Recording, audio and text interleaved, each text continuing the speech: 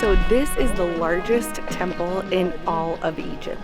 This temple is dedicated to the god Ra, which is the main god in Egyptian mythology, and he is the god of the sun. And so there is an entrance on the east and the west side for the rotation of the sun. And it's so well preserved. I had no idea. We are Sam and Nick Simpson, and welcome to Sims on the Go. Before the pandemic hit, we bought a one-way ticket out of the States and started traveling the world full time. In 4.5 months, we had visited 17 countries over 4 continents. And although our trip is currently on hold, we still dream about the day we can get back on the road. Hopefully sooner rather than later. We are currently publishing our videos from our time in Egypt during March of this year, 2020. This 10-part series will take you to some of Egypt's most renowned temples, cruise up the Nile, and meet some pretty wonderful people along the way. Today marks our 6th episode in this 10-part series. We will take you with us as we explore Karnak Temple complex, one of Egypt's largest ancient Egyptian complexes at 200 acres big. We are so excited for you to join us on this journey through Karnak Temple and through Egypt.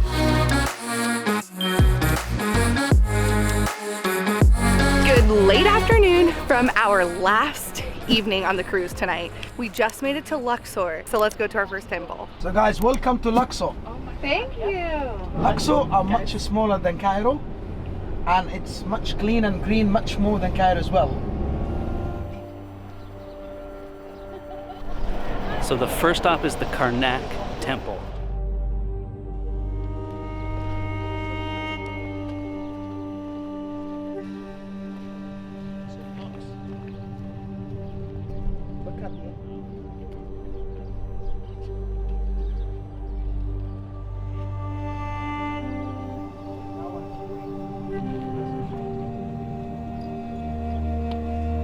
This temple is dedicated to the god Ra, which is the main god in Egyptian mythology. And apparently the god Ra has a ram face, a solar head, and a serpentine face.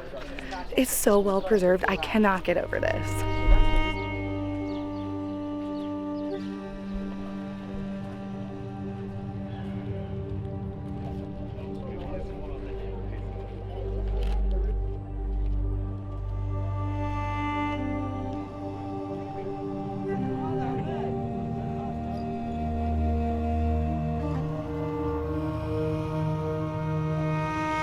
Karnak Temple is one of the most unique places we've ever visited.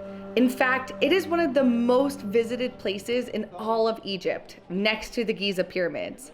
And if you're unfamiliar with this complex like we were, let us fill you in on some of the history around this complex. The Karnak Temple complex is enormous, at about 200 acres big. In fact, it is thought that around 30 pharaohs contributed to the building of this complex. Think about that for a second. Think about the amount of years that it took to complete if 30 pharaohs participated. Let's say a pharaoh rules similarly to today's Queen Elizabeth. She's been queen for 65 years. So 65 times 30 is 1,950 years. Isn't that crazy? I mean, that's just a ballpark, but isn't that just mind-blowing? It is noted that the complex originally started construction in 2000 BC. So this temple, I feel like is more than a temple. It's multiple temples, which almost feels like a city. The pillars are massive. Everything is just massive. The Sphinx are crazy awesome. God, there's so many of them, and there's actually so much that is unexplored that they're trying to rebuild a road in part of it. So hopefully next year you can walk it. So if you come next year to this temple, you should be able to walk from this temple to the further one. While the Karnak Temple complex is comprehensive and each section has its own history, one of our favorite theories about this temple was how the ancient Egyptians were able to build these fortified walls so high and the height of these columns. The stones alone weigh more than 60 tons each. How did they get these walls so high without modern technology? One theory is that they use levers.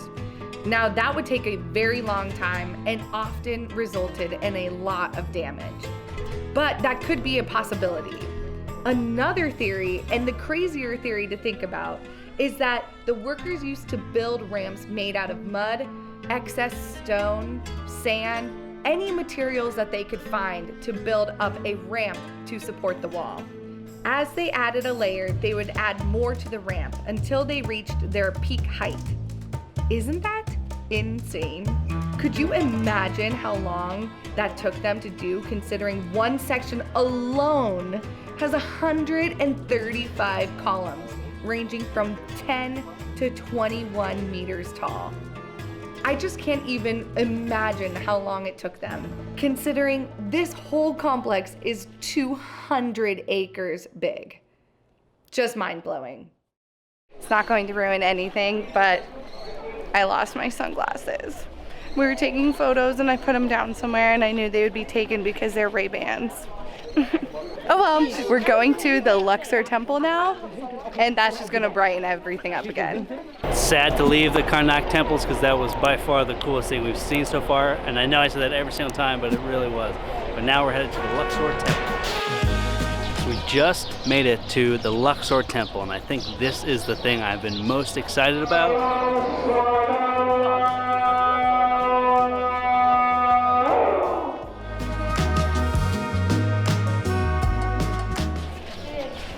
Too shaky. 2, 3, go.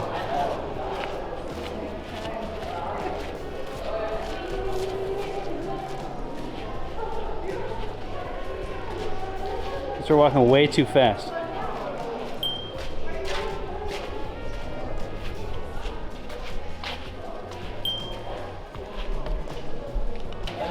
You ready? Yeah. Oh, I guess we're going, okay.